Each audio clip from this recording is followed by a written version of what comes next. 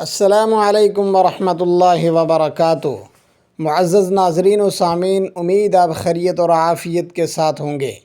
گزشتہ کل آپ نے دیکھا ملک ہندوستان کا ایک اہم صوبہ مہاراشٹر، اس کا الیکشن ہوا۔ الیکشن کے رزلٹ کیا تھے وہ آپ سب نے دیکھے، جسے دیکھ کر ہر کوئی حیران، پریشان، ششدر رہ گیا۔ اس الیکشن کے اندر کیا ایسے اسباب ہوئے جن کی وجہ سے یہ نتیجہ اور رزلٹ آیا؟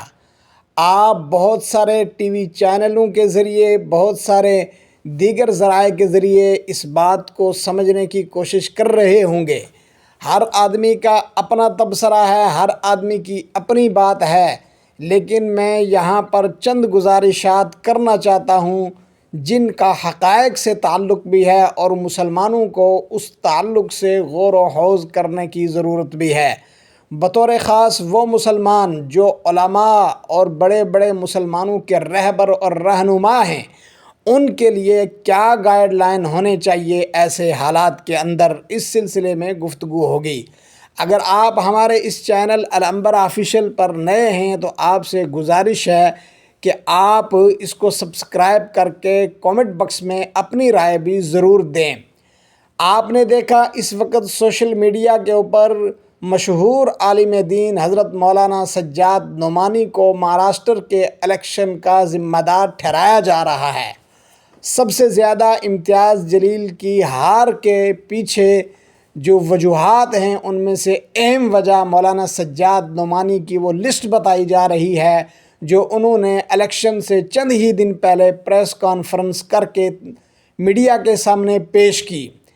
میرے بھائیوں، مسلمانوں کا ہندوستان کے اندر مستقبل کیا ہے، اس سلسلے میں مفصل گفتگو کرنے کی ضرورت ہے، لیکن مسلمان علماء، مسلمان دانشور، مسلمان صحافی، ان کو بھی ہوش کے ناخن لینے کی ضرورت ہے۔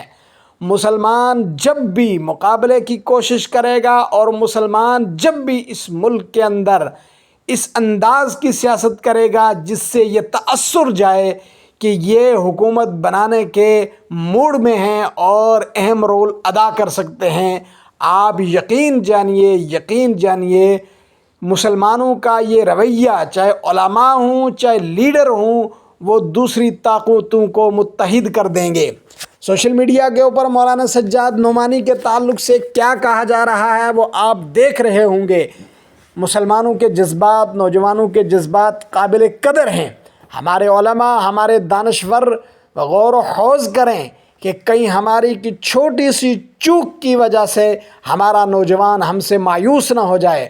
ہمارا وہ نوجوان جو ہمیں چاہتا ہے، ہماری عبادت، ہماری ریاضت، ہماری بزرگی کو یقیناً وہ مانتا ہے۔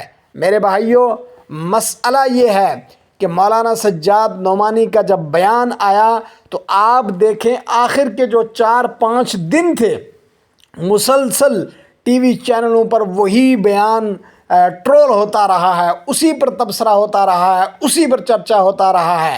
فتویٰ ورسز بگوا کر کے مہاراشٹر کے الیکشن کو اپنے حق میں کر لیا گیا۔ مسلمانوں کو چاہیے کہ مسلمان اب ایسے انداز سے سیاست کریں کہ یوں محسوس ہو کہ وہ سیاست کر ہی نہیں رہے ہیں۔ اگر آپ اس طرح برسر عام میدان کے اندر آئیں گے اور حمایت کے اندر آئیں گے اور کسی ایک پارٹی کی حمایت کریں گے، کسی ایک طبقے کی حمایت کریں گے، کسی ایک گروہ کی حمایت کریں گے اور اس طرح کی لسٹیں جاری کریں گے تو یقیناً آپ کے پکش والی جو بھی پارٹی ہوگی وہ ہار جائے گی اور دوسرا طبقہ جیت جائے گا۔ امتیاز جلیل کی ہار کے پیچھے بھی مولانا سجاد نعمانی کی اس کاوش کو بتایا جا رہا ہے۔